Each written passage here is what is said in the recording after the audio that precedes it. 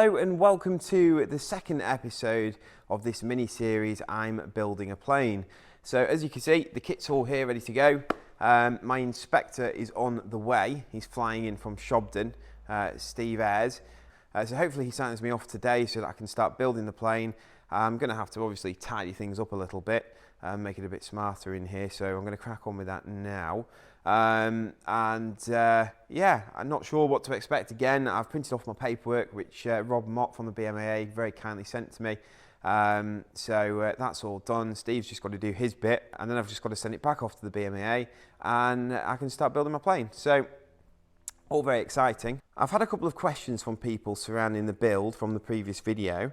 Geo Stamp has asked me, will this plane be under the new microlight weight category or is it under the light sport one? So I'm actually building this as a 600 kg microlight, I really want to stay under the BMAA. I think they're fantastic. I think the work they do is awesome, and I think the value for money is great as well.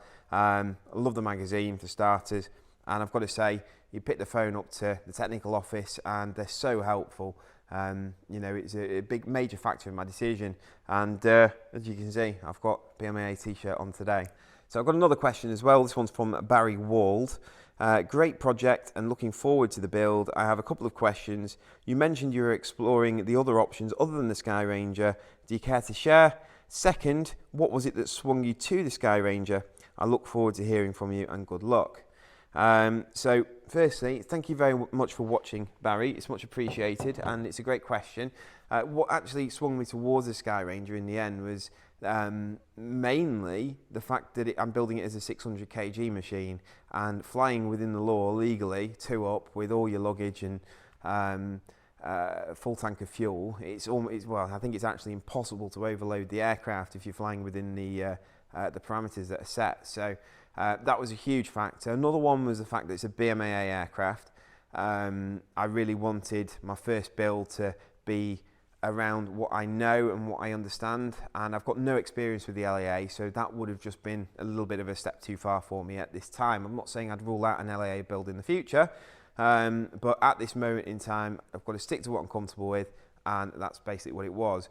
The other aircraft which I was looking at were the X-Air Hawk, which I think is a fab little plane, and also the Sherwood Scout as well, which I think is an awesome little plane. I just love the luggage space behind it, but again, it's really only the Skyranger that's fixed in place. The fact that, you know, this will be a 600 kg aircraft with the new regulations. So for me at this time, it's about kind of future-proofing what I'm doing, and Paul Dewhurst was fantastic as well. Flylight gave me an incredible experience. Paul was there at the other end of the phone whenever I had any questions regarding the actual aircraft itself or surrounding the build, and everything just kind of slotted into place. So I hope that answers your question. This is my BMAA inspector, Steve Eyers, arriving at Ashcroft. Steve is from Swift Light Flight, based at Shobdon, who are able to provide flight training and experienced flights, as well as permits and inspections on your aircraft. Head over to www.swiftlightflight.co.uk for more information.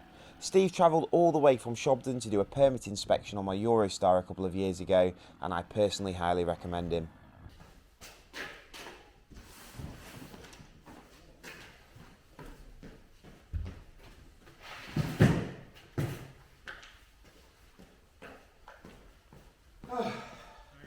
How are you? You don't mind the camera being on, do you? You alright? I'm very good. Yes, good. So I've just tidying stuff up then, actually, because we didn't get here that long ago. Right. Traffic was crap. Yeah. I was just trying to move stuff about.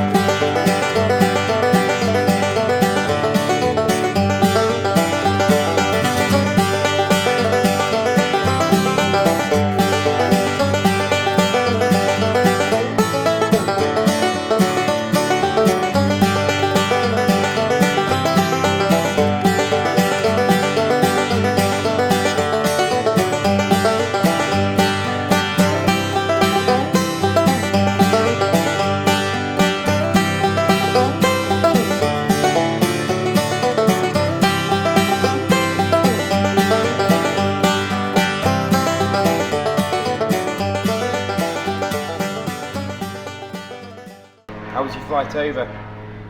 No, it's good actually. It's a little bit lumpy in places, but it's getting a bit thermic. But yeah, it's,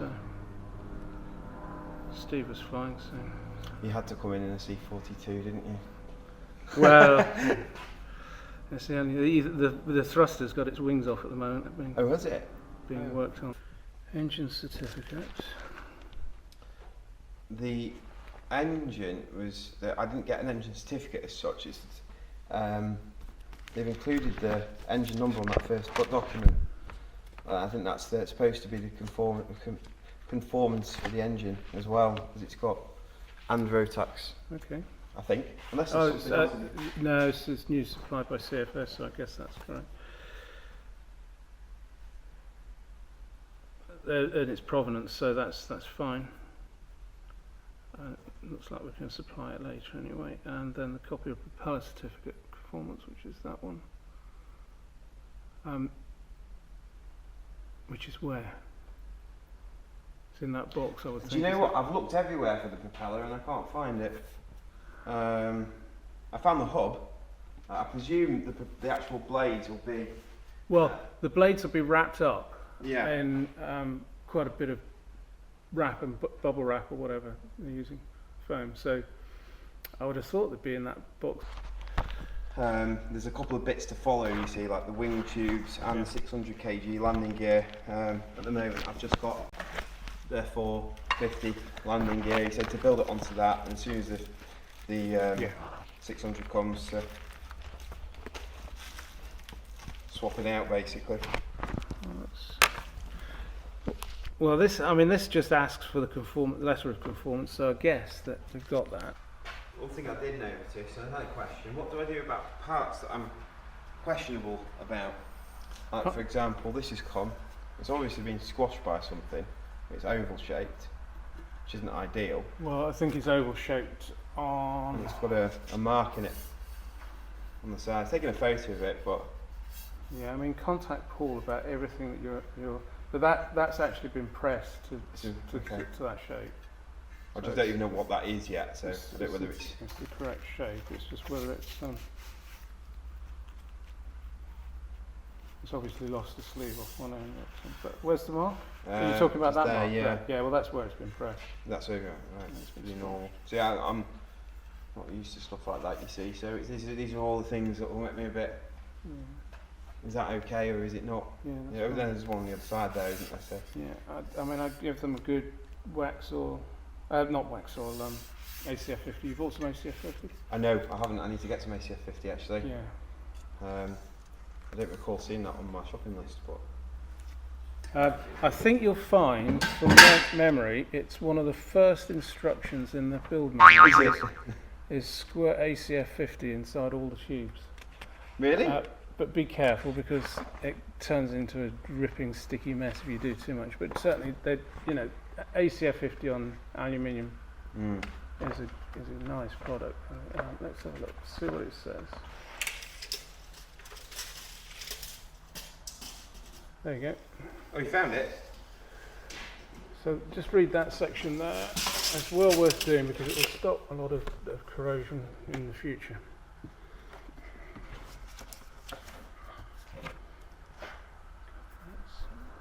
Further protection from corrosion can be beneficial for longevity and to resist the ravages of operation near the sea or storage in damp hangars. Aluminium and steel parts can be treated with corrosion protection products such as the excellent ACF 50. Yeah, that's a good idea actually. I'll get some more. So for what it costs, by comparison to the cost of the kit, it's well worth it. Exactly. No, I'll get that one today. And for future use as well. If you've got 2.5 litres, I think, and just buy it loose in the squirty. Buy yourself a squirty bottle. Yeah. But don't put so much in that it's dripping out because it'll get everywhere. Just very fine mist. Well, you just want to wipe it primarily if you can. That's fine. So, have you filled this in? Yes, but I didn't fill in those bits. Yeah. I didn't. Those were in the HADs, which I have not printed off actually. Right, I'll look for those now. There you go. Right, so I'm assuming that is now complete. You're just going to pay online, I guess, aren't you? It says check, but I'm guessing you're You can do it in the BMAA shopping basket, Yeah. can't you? Yeah, I'll do that. That's easier. At least you can trace it quicker.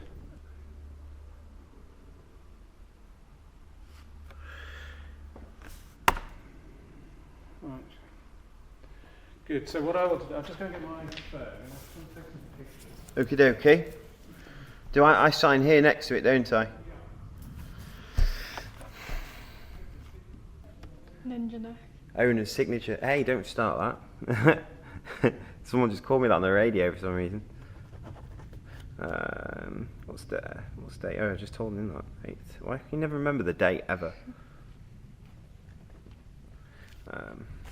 Yeah. Okay. Are you ready to build? Apparently. So, how long? So my aim is to get it done inside.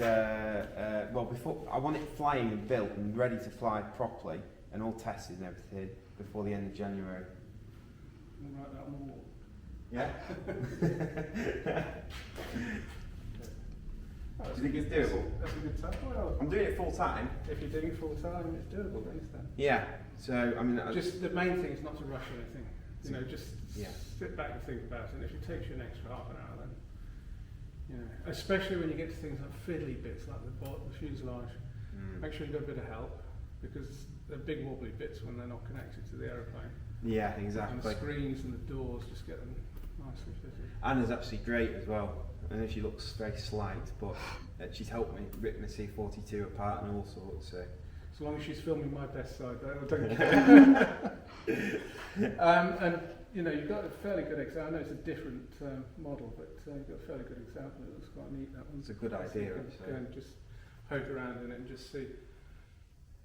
It is a different model, so just be aware of that. But, Yeah, but it'll give me kind of the gist of yeah.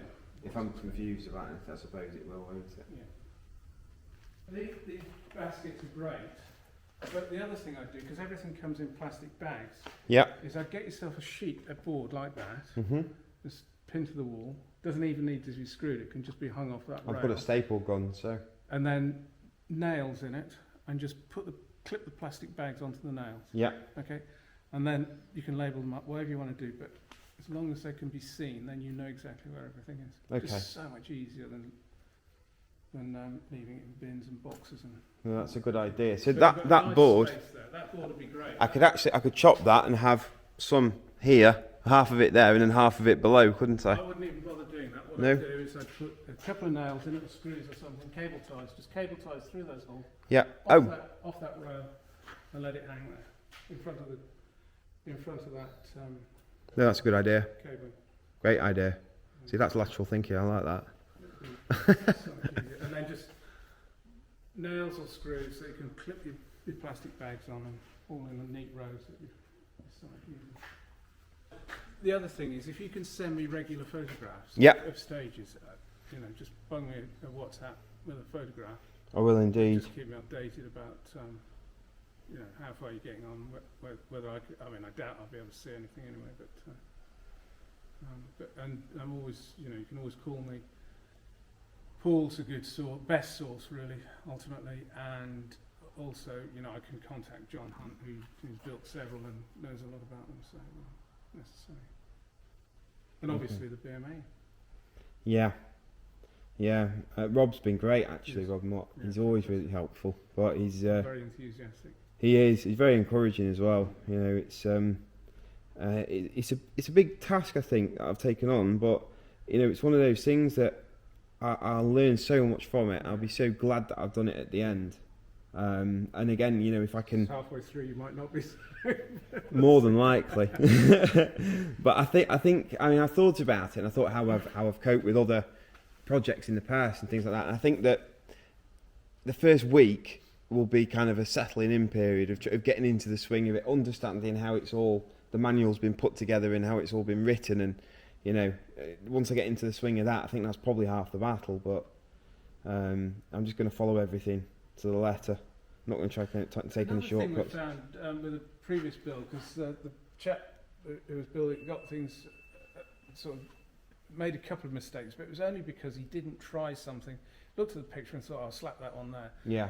If it doesn't look right, then try it another way and just refer back to the pictures. Okay. Look at another one if you can find one, and go from there.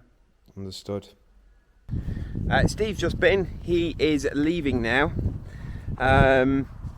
Yeah, so all that's left to do is build a plane.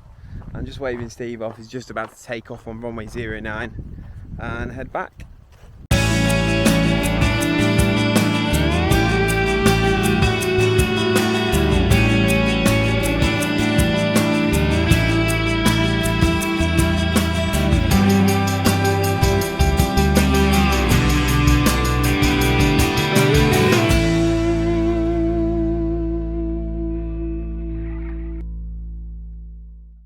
Right, well, it seems I've got the go-ahead to start building. So, where do we start? If we look here, this is the build manual. It's quite thick. In fact, there's 285 pages to that manual. So, obviously, I've already had a read through it. I know where I'm supposed to be starting from. This is useful, the tube numbering system. Got a good diagram there. This is how it should look uncovered. This is where we start. Somewhere around here. Some diagrams of the main fuselage assembly there. Okay, so my first thoughts are, where do I start from? So I'm pretty sure it's this. So, okay, I'm going to start getting things together. Get my head around this. And I'll be back with you shortly. Ooh. That's sexy, look at that. Brand new prop blade. Oh my god. This is it. I've been released. I can build. This is the first box. Yeah, I have no idea where to start. We've got one that's not numbered. That's going to cause me a bit of panic, but we'll pop that down over here. And then I just need to try and figure out where see, these are tied together, so they're one piece. That's 12. Right, okay, this is good. They're all numbered. Don't need that yet. It's like some kind of wing strut or something. What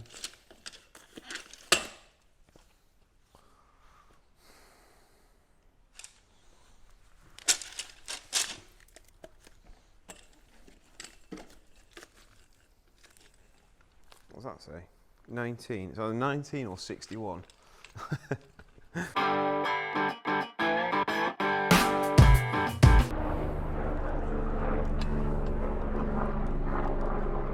Big helicopter.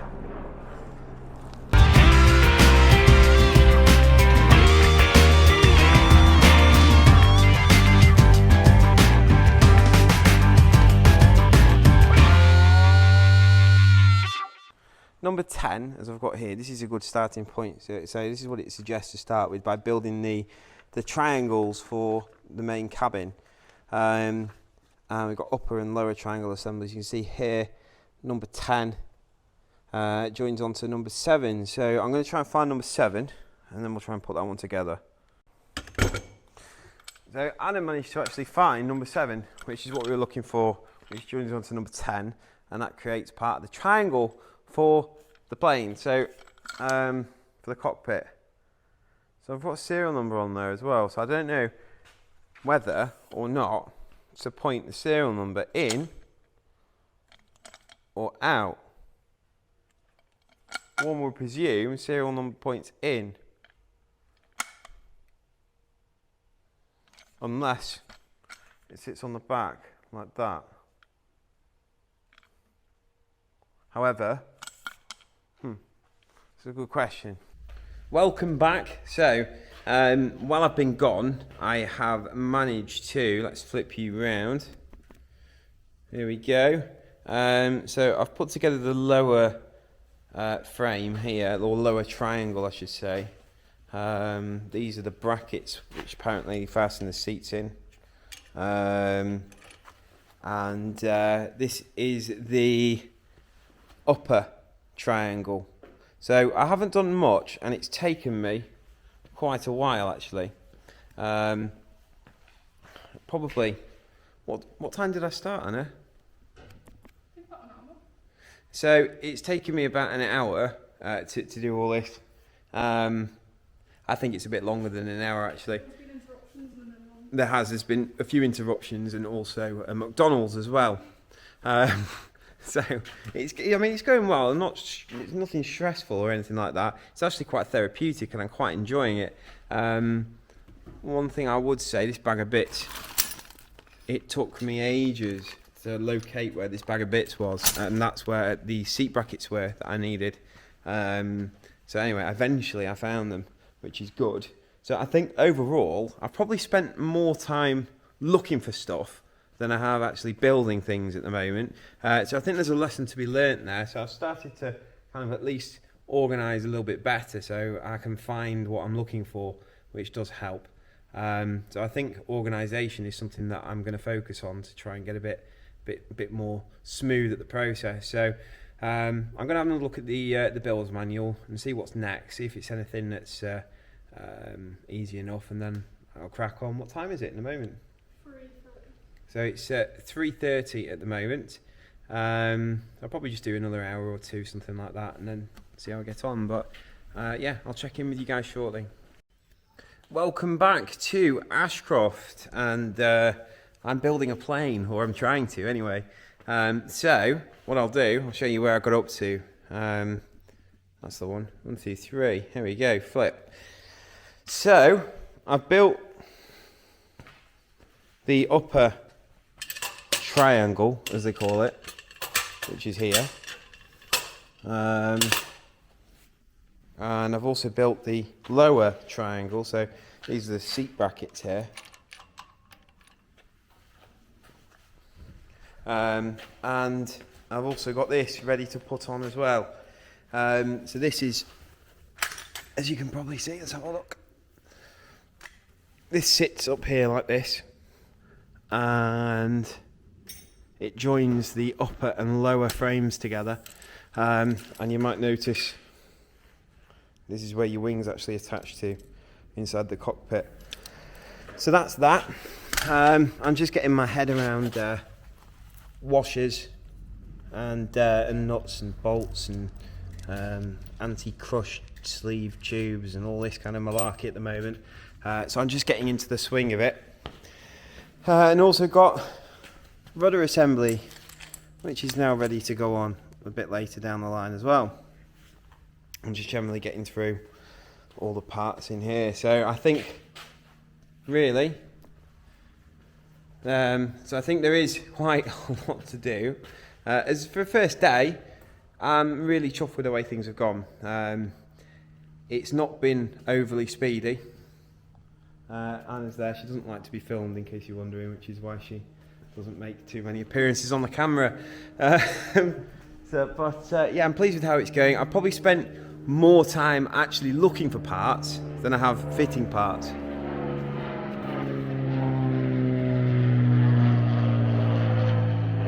It's like a good barbecue, it's low and slow. Actually, no, he's low and fast, not low and slow. But anyway, you get the gist of it. Yeah, so I think I've probably spent more time actually looking for parts than I have fitting them. And there's a few things which questions that I've got, and you know, it's just there's certain bits I'm not wholly convinced that I've done right. I'll take some pictures and I'll ask Paul. But yeah, Paul's been a good help as well. I've texted him a couple of times and gone, I can't find this. Anyway, straight away it's check that bag, and there it is. So yeah, that's that. But yeah, for first day, this is the culmination of my effort. I did start like 3/4 of the way through the day, so you know, it's not too bad, and I'm just getting my bearings. I think that probably give me another couple of days like this, and we'll have something that resembles the fuselage of a plane. So we'll see how that goes. But yeah, that's me out for today. First day building. I'll keep the updates coming, and I'll try and get some more footage as well of the actual building process. It's just difficult because it is such a slow process, and it's also a learning process that actually, you know, look at that. That's taken me hours to do that. So actually editing that into a video is difficult. So what I'm going to do is I'm going to do a bit of filming on the actual building, but then update you guys as I go along, and do it that way. So from me and Anna, who's sleeping in a car now by the looks of it, thanks for watching, and join us on the next episode soon. Take care.